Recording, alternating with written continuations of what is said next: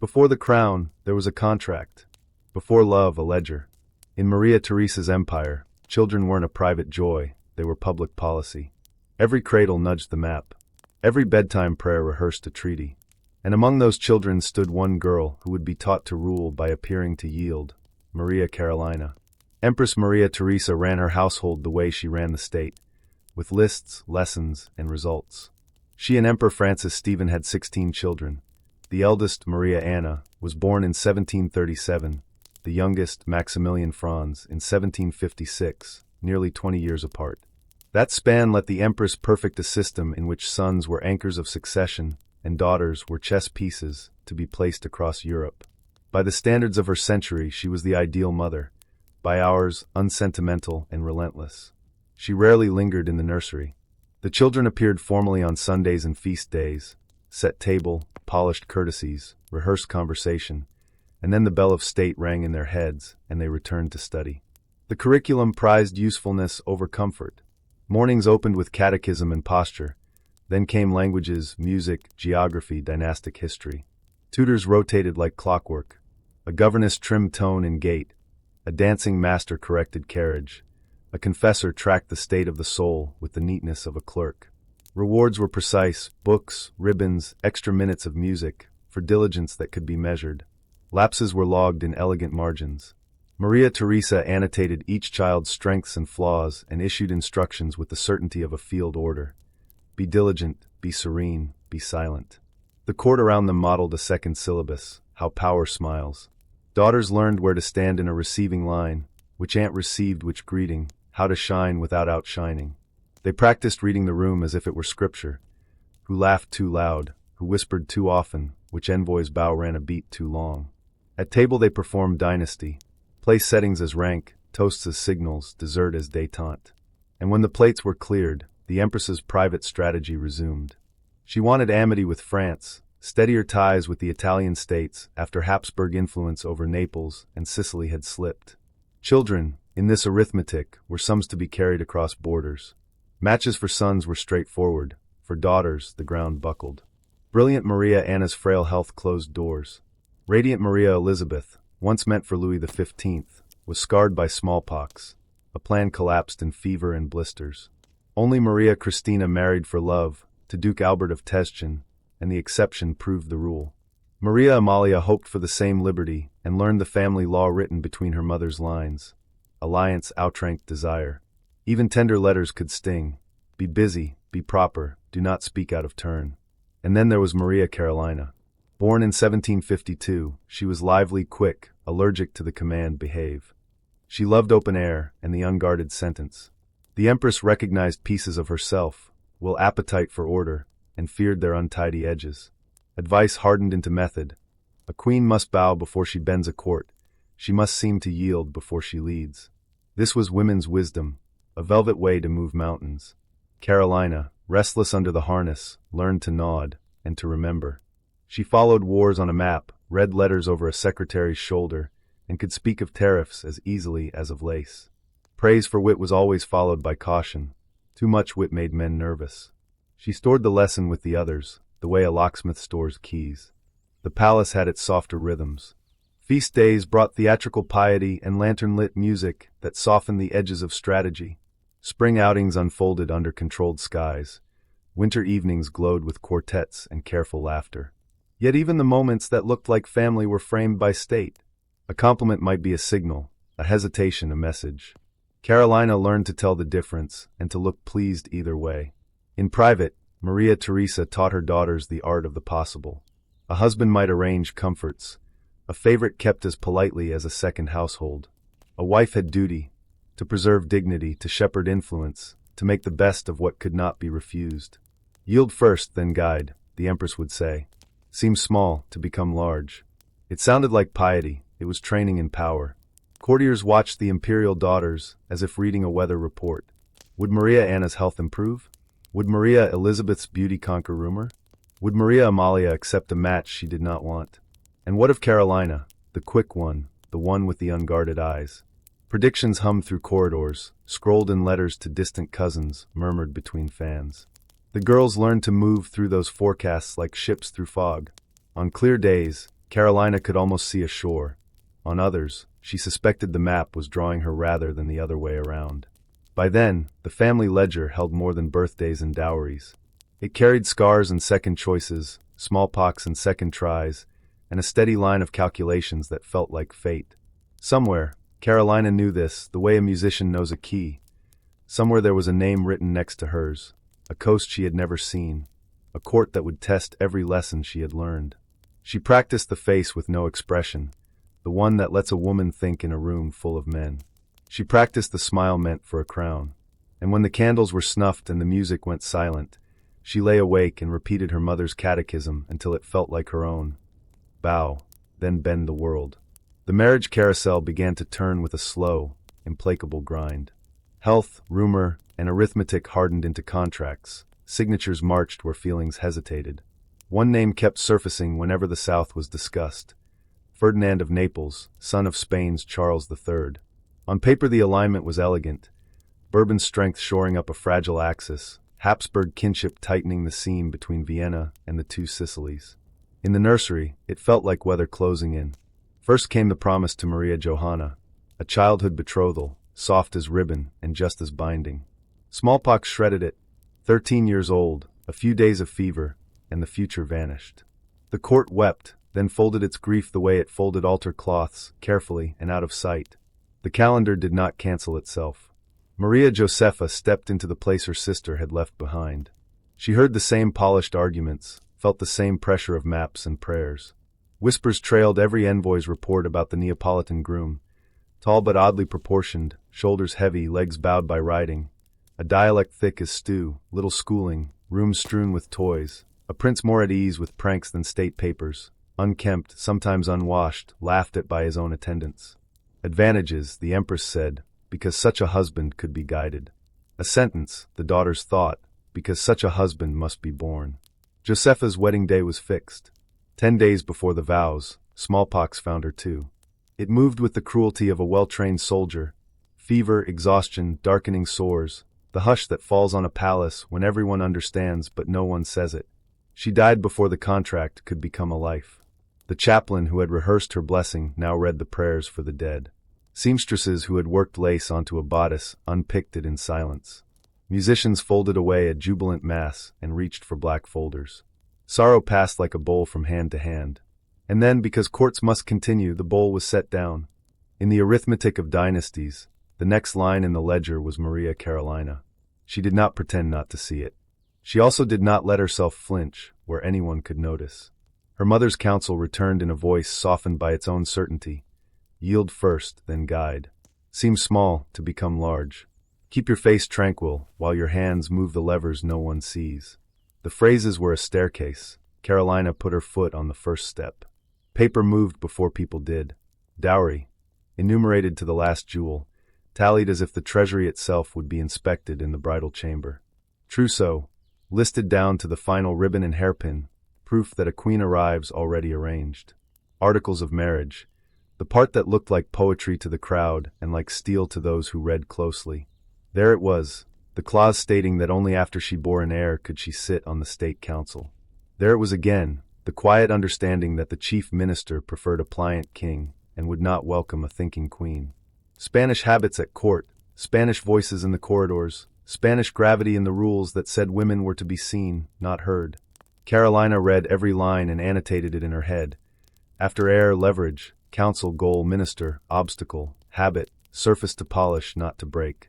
The proxy wedding unfolded in Vienna, a carefully staged spectacle in which the bride stood where she belonged and the groom stood in the person of a dignitary. Carolina wore white satin trimmed with myrtle. Candles multiplied in mirrors until the room seemed to be watching itself marry her. The words were spoken. The papers were sealed. Music wrapped the ceremony in sweetness and sent it into the archives where power lives. Afterward, mother and daughter wept, briefly, privately, like officers who know the march resumes at dawn. Then the road, through Styria and Carinthia, then to the Italian plains, every town offering its own bouquet of noise. Leopold, the brother who could plan a festival the way others plan a battle, provided triumphal arches, fireworks, and choruses. Carolina smiled for all of it, her discipline so polished that courtiers congratulated themselves on how calm she looked. At night the masks slipped, and letters caught up with her like messengers who had run hard. From Naples, reports of a royal household loud with dogs and hunts, sprawled with cushions and dust. Of a king who loved to shock a room, springing cages of rats for the shrieks, brandishing a sword at courtiers to watch them blanch, teasing partners on the dance floor until etiquette itself seemed to blush. Of a ruler who could be warm, even affectionate, but who had never been made to sit still for difficult reading. Carolina folded the letters once, then again, and slid them under the mat of resolve. She walked on. Before the sea crossing, the terms were rehearsed one more time, as if saying them aloud could pin them in place. She would arrive as a wife already bound by treaty, not just by vows. She would be greeted as a queen but treated as a petition waiting for approval. Counsel only after an heir, audience when convenient, influence only where it could be disguised as charm. She was bringing to Naples a method disguised as modesty. Her plan fit into 3 pockets: endure so no one mistakes strength for rebellion, encourage so improvements look like their idea, steer so choices end where she wants them to without anyone noticing the curve. On the last night before departure, Vienna breathed around her like a living memory. Tailors counted stitches out loud. A secretary read a list of gifts twice, and then once more. Younger sisters hovered with that tight, brave smile girls where when they understand that love has very little to do with what happens next. The Empress came in plain silk, no jewels, and embraced Carolina with a pressure that said the lesson was complete. Be wise, she said, and meant, bend the world but spend no visible force in doing it. At dawn the coaches rolled. Hooves struck sparks. Somewhere to the south a kingdom of lemon groves and ash-dark mountain waited, its court convinced that a young woman would arrive to decorate the air.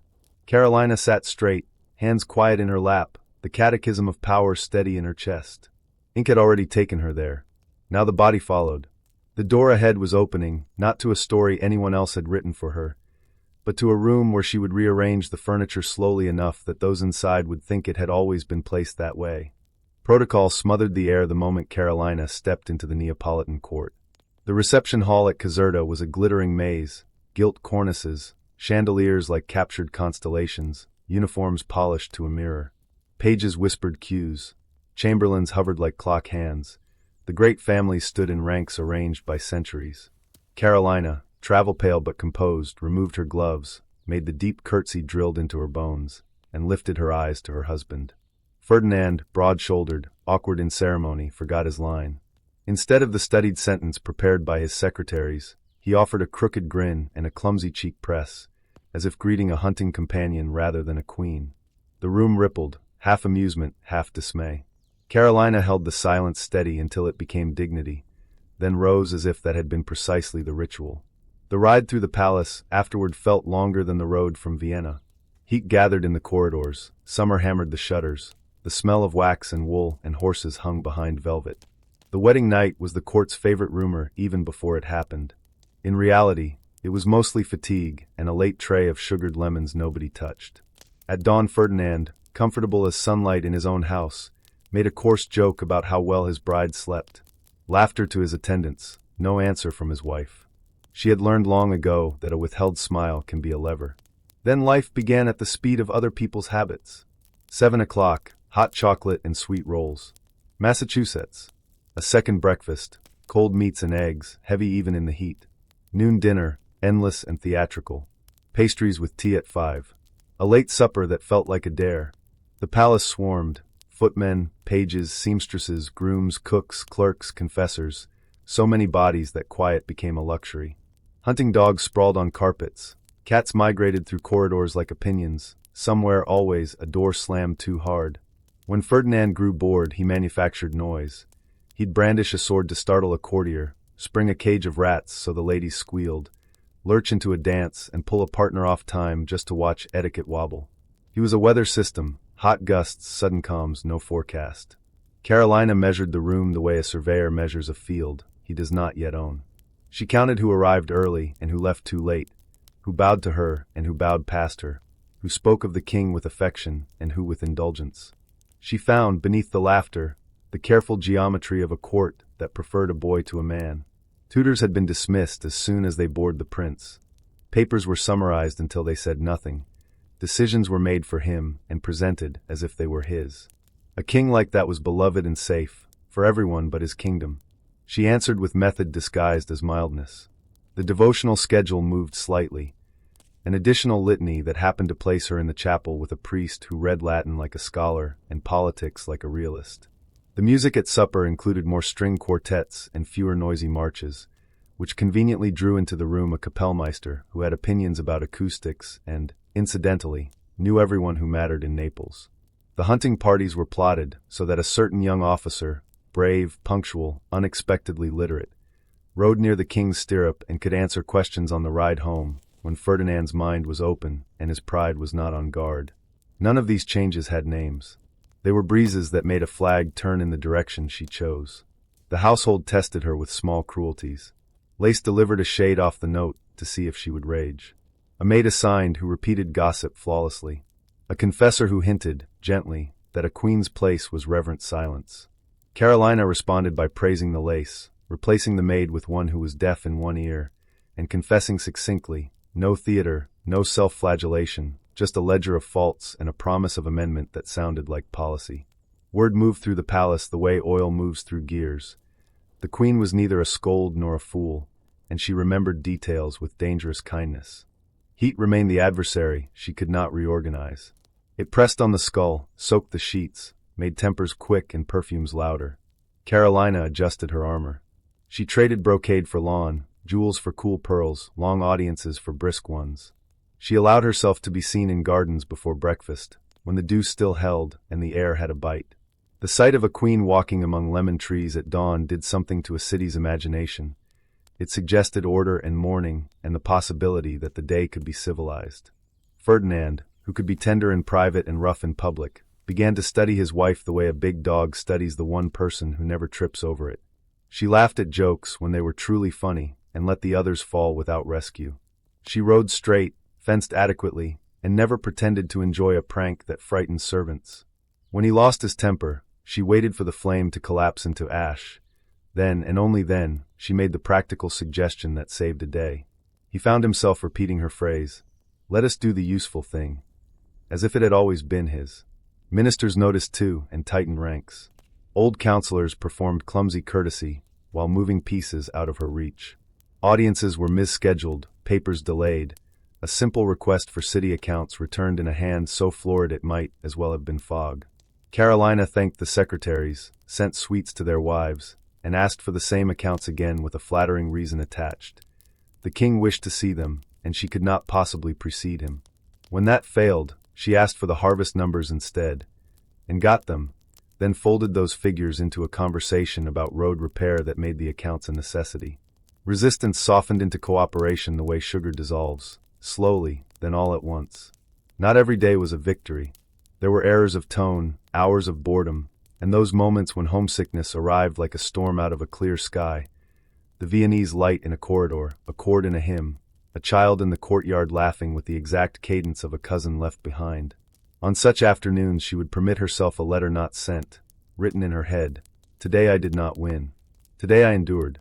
And then she would do something irreproachable and small, visit a kitchen and praise a pastry, walk the linen rooms and memorize where the burn marks were, stop to speak with a porter and learn the names of his sons. The palace learned that the queen's attention could land anywhere. It made people stand straighter in places that had never seen a queen. The city's first judgment came from the markets, which are quicker than embassies. Fisherwomen approved of a queen who walked fast and paid attention. Bakers liked that she ate what ordinary people ate when no one was watching. A midwife told a neighbor who told a cousin who spoke to a clerk who talked to a guard that the queen asked intelligent questions about prices and did not faint at the smell of work. This rumor, competence, is the rarest perfume a royal can wear. It lingers longer than musk. One evening, after a hunt that had gone on an hour too long and a supper that felt like a penance, Ferdinand beckoned his wife to the gallery where the palace opens tonight. The air had cooled into something almost merciful. He spoke, shy, blunt, about being bored by papers that never ended and scolded him for not finishing before they began. Carolina did not say that papers only scold when you force them to. She asked instead what he liked about the day that had just ended. "The ride home," he said, surprising himself. "It's easy to think on a horse." She answered as if the idea were his alone. "Then let the thinking meet you there." The next week, A groom began tucking a leather folio into the king's hunting bag, with 2 pages of clear notes and 1 decision framed like a target. By the end of the month, the king believed that he had discovered a new way to govern, on horseback in fresh air, while the blood still moved. The kingdom noticed the difference and called it vigor. Carolina slept better after that. Not much. Courts are built to keep queens from rest, but enough to dream a little. In the morning she woke to the same heat, the same noise, the same stubborn furniture of custom. And yet, when she sat at the writing desk and dipped her pen, she felt the line move, 1 degree too, toward a future in which she would not merely endure Naples, but shape it. The court thought it had welcomed a decoration. What it had received was a patient engineer. Her first child came in 1772, a daughter, named Maria Theresa for the grandmother who had trained her like steel under silk. The city exhaled. Bells rang, balconies flowered, and prayers rose from fishermen who had never seen the inside of a palace. Then came the next pregnancy, and the next. The tally grew so fast that clerks began keeping a separate book: christenings, sponsors, nurse assignments, wet nurse stipends, lists of physicians summoned at improbable hours. 18 children in all. 11 would die in infancy or childhood. Grief learned the palace by heart, its back staircases, its narrow passages, the way light sits on a cradle at dusk. It came without spectacle and left without closure, and still the court expected the morning smile. Carolina did not become softer under loss, she became exact. She learned the calendar of Naples the way a farmer learns weather. Harvest weeks when grain prices could tilt into hunger. Months when fishing boats came home light and tempers rose. Springs when Vesuvius muttered and ash dusted vineyards like gray snow. She listened to midwives and millers, asked soldiers about boots and salt, and filed every answer where she could reach it in a sentence. When Ferdinand's love, which was large and impulsive, surged toward her after each birth, she redirected a part of it, gently, expertly, toward something that would hold. A road mended, a tax eased, a harbor dredged. Affection turned into motion is the safest currency at court. The marriage changed in ways spectators did not notice at first. Ferdinand's boyishness, so carefully preserved by ministers who liked their king unthreatening, began to rub against a new pleasure, the relief of getting something right. He discovered that brief, clear papers tucked into a hunting folio could be dispatched before the horses cooled, that a steward who met him in the stables with a single question got an answer faster than a counsel that swallowed him whole. Carolina praised successes and ignored boasts. She learned which compliments kept him moving and which made him stall. She did not try to make him a scholar, she made him a decider. Power sat, for the moment, with the old minister Bernardo Tanucci, whose long memory and longer habits had formed a government that treated a queen as a ceremonial wind. He preferred the king docile, the council closed, the treasury orderly in ways that served his friends. Carolina, who had been promised by marriage article a seat on the state council after producing an heir, read the clause as a gate with a timed lock. In 1775, when a male child, Carlo Tito, was born, she counted the months until she could claim the chair. Fate struck, small, sharp, indifferent. The boy died at 3. Carolina wore black and did not stop working. Another son, Francesco, followed. This time the lock turned. She took her seat with the composure of someone slipping into the place laid for her years ago. She moved in increments. First came personnel, no purges, only rearrangements that put competence within reach of decisions. A clever secretary of the Navy was elevated. An honest quartermaster found resources he had never seen before. A judge known for clean hands found that his calendar miraculously cleared for cases the crown wished to be swift. Then came information. Harvest numbers gathered without embroidery. Salt tariffs written so plainly that even a sleepy counselor could not pretend to misunderstand. Maps pinned to the wall with roads marked in the color of mud when it rains. Meetings shortened. Results lengthened. The palace noticed a change in the air. Where Tanucci's courtiers had once drifted through chambers like heavy perfume, new men appeared, brisk, sun-browned, speaking of ships and ledgers. At the Queen's suggestion, a certain John Acton, an English-descended officer with Tuscan service and an unromantic eye for fleets, was consulted on naval matters. His sentences were short, his arithmetic was sound, his enemies called him foreign, which is often another word for useful. Ferdinand liked him because he talked as if the sea could be organized like a hunt. Carolina liked him because, under the salt and iron, he recognized a simple truth. A small kingdom with a good navy is larger than it looks. Resistance answered, offended that its habits were being displaced by facts. Pamphlets whispered about the Queen's interference. A satirist drew her steering a ship while the king slept. An embassy reported with oily regret that Naples had acquired a second sovereign, skirted and most attentive. Carolina fed the city other stories to eat instead. Soup kitchens when wheat ran thin, stipends for widows after a fishing storm, a visit to a convent where she asked, precisely, about prices for candles and soap. It is difficult to hiss at a woman who knows what soap costs. Grief returned, because grief keeps its appointments. A child sickened, then another. Physicians defended themselves with confidence that sounded like fear. One hinted, to protect his own status, that poison could not be ruled out. Carolina let the slander die of lack of air. She spent her anger on something that lived. A plan to vaccinate where she could persuade, to quarantine where she could not, to keep the midwives and the laundresses from carrying sorrow between houses any more than fate required. Her letters from this time read like a weather log: damp, risk of fever, dry, watch for fire, prices holding barely. The council chamber became her real nursery. There she tutored a country the way her mother had tutored daughters, by repetition, by example, by praise that encouraged and silence that corrected. She learned which families must never be publicly shamed and which could bear a nudge, which monasteries had cellars that might be counted upon in bad harvests, which guilds would accept reform if it arrived wearing their own colors. When she failed quietly, and tried again a month later with a different door. Ferdinand's affection, erratic in youth, steadied into something durable. He bragged less and boasted better. Hunting still called him like a drum, and he answered, but he came home sooner and asked for the leather folio that had become his bridge to usefulness. Ministers who had smirked at the Queen's female diligence began to adjust their smiles. The British envoy wrote that the court moved as Her Majesty inclines it. The Spanish faction muttered, then managed, then, because survival is a talent, began to find advantages in the new order. It is amazing how often opposition discovers principles that match the Queen's when the wind changes. Out in the streets, Naples judged in its own hard way. If bread appeared in lean weeks, if soldiers' boots lasted through rain, if the harbor stank less in August, the Queen's name traveled well. If a tax farmer pushed too far and was, shortly after, found redirected to a posting inland where there were no edges to skim, the city nodded as if at weather behaving. A throne secures itself not with proclamations, but with routines that stop hurting. Carolina kept one room almost bare: a writing table, 2 chairs, a map, a crucifix, and a window that faced east. She liked to see the light arrive, rather than wait for it to find her. In that room she measured what she had done against what still resisted. She knew the limits: money that would never be enough, a husband who would never love papers more than horses, neighbors whose ambitions were louder than treaties. She also knew the levers: a harbor that could be deepened, a council that could be made to prefer clarity, a people who could forgive a queen anything but waste.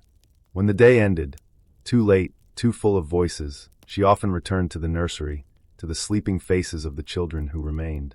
Loss had not taught her to love the survivors more. It had taught her to love them harder, with the practical ferocity of someone who knows that luck is a weather pattern, not a verdict. She moved a toy, adjusted a blanket, checked a pulse with the back of her hand, and walked back into the corridor where policy waits like a patient enemy. She had crossed the first threshold, from endurance to influence. Beyond it lay storms no palace could keep out: volcano, earthquake, revolution.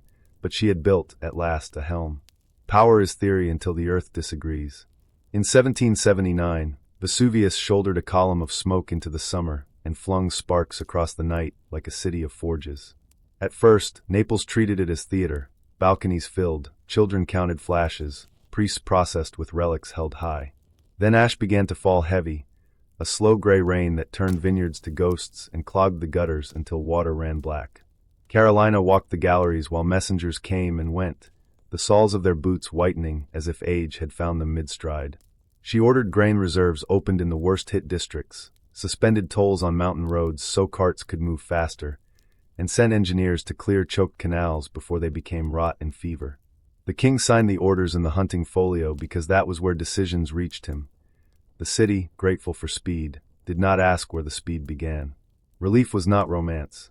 It was lists: shovels, carts, vinegar for cleaning, canvas for temporary roofs, pay for day laborers, boats for the coast where ash fell like snow at sea. It was arguments with guilds that wanted their privileges kept even as roofs fell. It was priests and physicians agreeing for once that air should move and crowds should thin. It was the queen showing herself in the ash, light sleeves, steady expression, a short word for a woman coughing at her door, and then disappearing before the gesture turned to spectacle. She asked only for numbers. When the numbers came, she answered with food. A year later, Maria Theresa died in Vienna, and something inside Carolina drew tight, like a rope suddenly bearing weight. The one person who had shaped her without apology was gone. An ocean of letters followed, black seals, formal condolences, private memories leafed with politics. Carolina stood in a chapel washed clean of ornament, and understood that grief in a queen must be translatable into method, into policy, into a kind of steadiness that citizens can borrow for a minute at a time. She did not soften. She straightened. Then, 1783, not fire from above, but stone torn loose below. The Calabrian earthquakes came in convulsions that seemed to have no end. Hills cracked, churches shrugged and fell, roads staggered out of alignment like drunks. A shock in January, another in February, more in March, aftershocks that taught the body its own fragility. The first reports arrived smeared by the hands that wrote them. Numbers were lies at first, round, panicked, impossible, and then they hardened into loss that could be counted only in approximations. Tens of thousands dead, villages raked flat, wells poisoned, livestock wandering. Carolina's desk became a map of hurts. She answered with the only instrument she trusted, organization. Barracks were emptied to shelter families. Surviving convents were turned into depots for lime, for sanitation, grain for hunger, timber for braces, rope for pulling down what was too dangerous to leave standing. Engineers were sent with authority to mark walls for demolition. Soldiers followed, not to command but to lift. She demanded field hospitals where there had been none, clean water where every jar tasted like stone dust, rations for widows who had no name in any registry except wife of the man the earth took. She made enemies of men who preferred pity to plans. She could live with that. It was in the months after the earthquake that John Acton became less a consultant and more a fixture.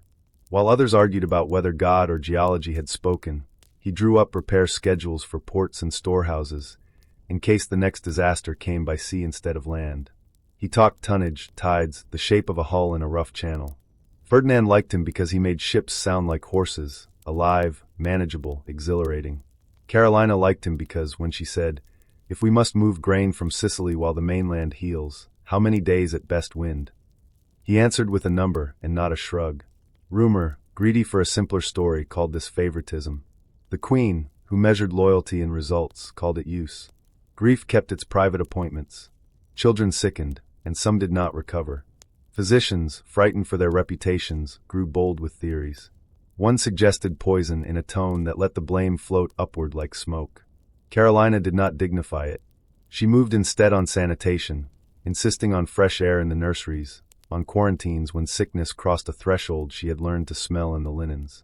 She listened to midwives, women with hands like maps of neighborhoods, because they knew which houses breathed too many people into too little space.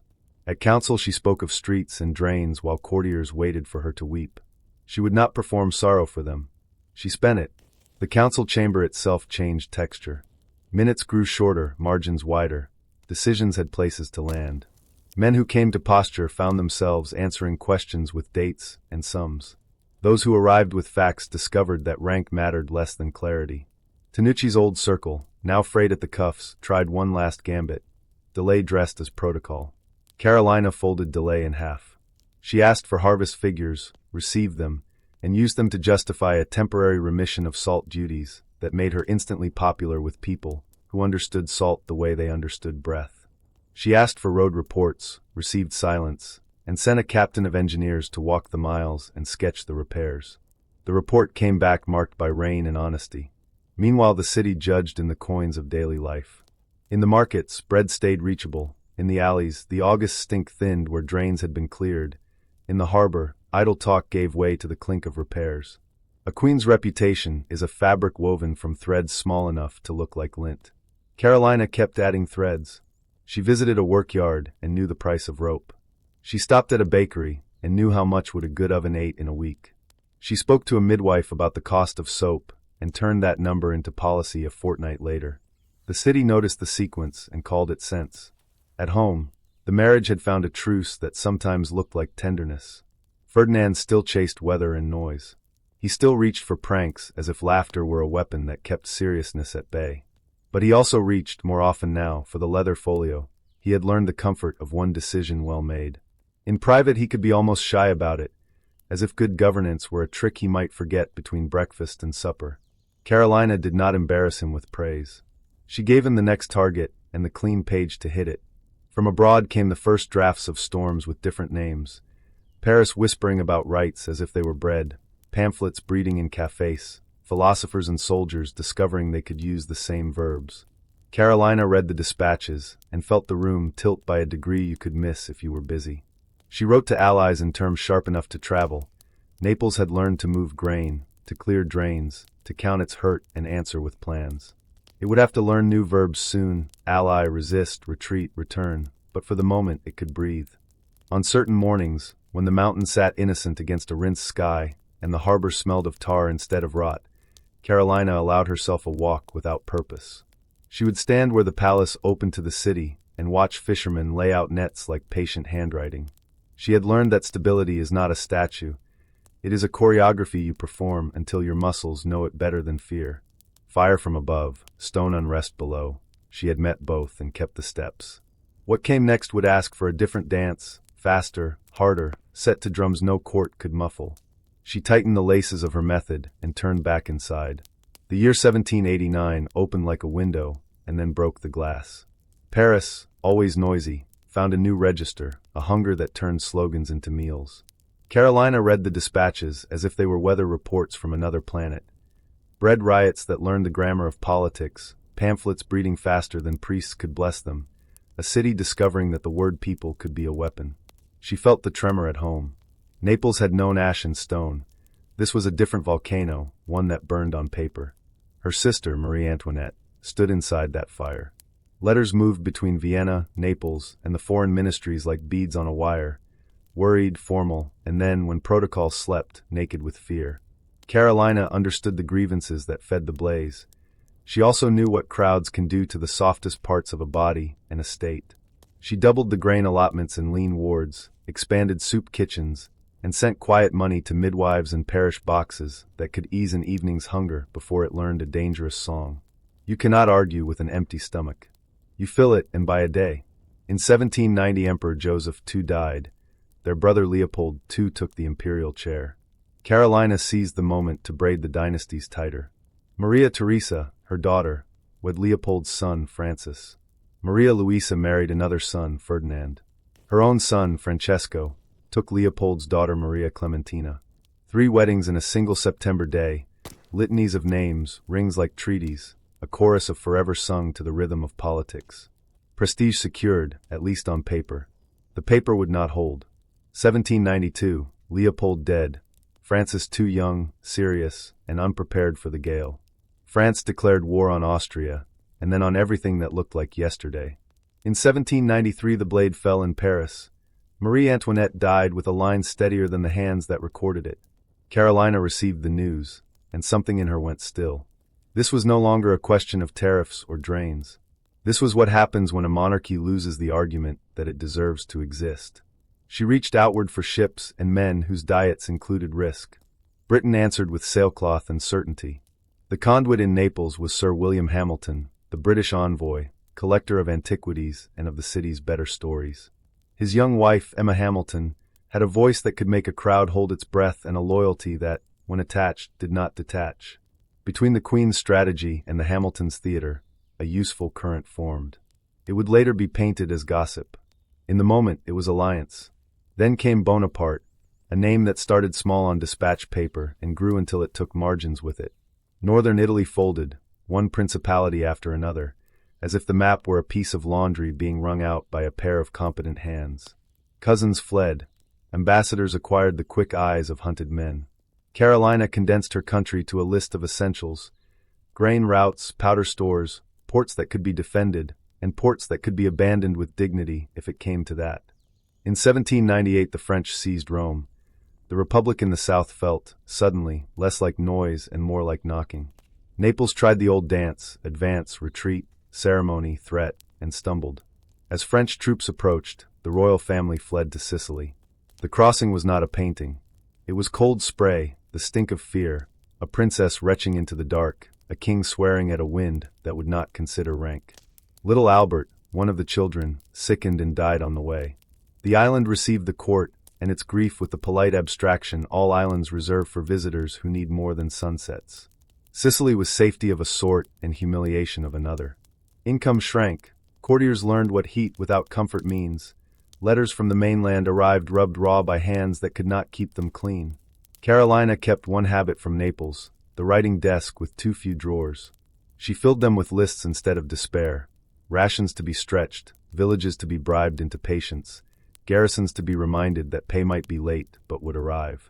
She had learned in Ash and Aftershock that order persuades fear more effectively than speeches. She wrote until her hand felt carved. The relief came not as miracle, but as fleets. A Russian squadron under Admiral Ushakov showed that northern piety could ride southern water. British ships drifted into harbors like answers to questions Carolina had not stopped asking. John Acton, by now the instrument she trusted for anything involving wind and iron, turned paper into motion. Convoys escorted, signals standardized, depots fed. 1799 reversed what 1798 had done. The French were pushed back. The royal family returned to Naples on a tide that smelled of pitch, victory, and the bruised pride of a city that had seen the inside of defeat. Return is not restoration. A palace that has learned it can be emptied never looks the same in daylight. Carolina walked her rooms as if they were witnesses who might change their testimony. She took inventory of loyalties, of grain, of powder, of goodwill, and spent each like a miser buys bread, slowly, suspiciously, with a hand that does not tremble even when the hunger does. The Republican experiment in the city had left behind more than slogans. It had taught apprentices to ask questions. She answered with the one argument she always trusted, competence. The drains ran. The harbor worked. The folio reached the king even when the hunt called. Yet there was a tax on victory. Naples had learned to whisper about Emma Hamilton and to say Nelson with the intimacy of gossip. Carolina understood that rumors are the price paid by women who move things men believe are theirs. She did not spend time defending her reputation. She defended her policies. Let historians worry about who danced with whom. She worried about who paid the sailors and who counted the barrels. The years 1800 to 1802 were a braid of repair and reprisal. Some whose loyalty was flexible found themselves posted to the fringes where their flexibility would do less harm. Others who had risked everything for the crown were brought near enough to be warmed by it and restrained by that warmth.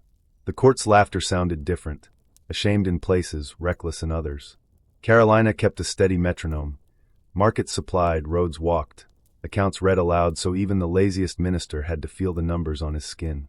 She left Naples for periods when pressure made effectiveness impossible, returned when proximity was the only tool that mattered. It was not romantic exile and triumphant re-entry. It was the tradecraft of survival. Napoleon kept inventing new maps. Europe kept failing to fold them back to size. Carolina's marriage, never a fairy tale, had condensed to a political partnership that worked when it worked and tolerated itself when it did not. Ferdinand loved her in the way a weather system loves a lighthouse, resenting the beam and using it all the same. By 1813 Carolina was in Vienna again, lobbying as if oxygen were measured in petitions. The world had become a congress disguised as a war. She argued in rooms that smelled of wax and ink for a Naples that would not be someone else's consolation prize. In 1814, at 62, she died of a stroke, found among papers that still needed signatures. Even in death, history did not spare her the family's ironies.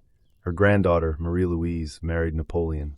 Ferdinand remarried quickly and, after the emperor's fall, regained what he had lost as if fate were a ledger that sometimes balanced itself without asking permission. Later, commentators would say that Napoleon's mistake was to underestimate the women who learned power the way Carolina did, by yielding until the lever fit the hand, and then pulling. They called her hard, which is what they call women who refuse to be bent by events. They called her foreign, which is what cities call queens who count the price of soap. The people who had stood in ash with her, who had eaten bread bought by a remission she arranged, who had watched drains run where filth had stood, they called her something simpler, useful. That is not a small epitaph. It is the one she earned.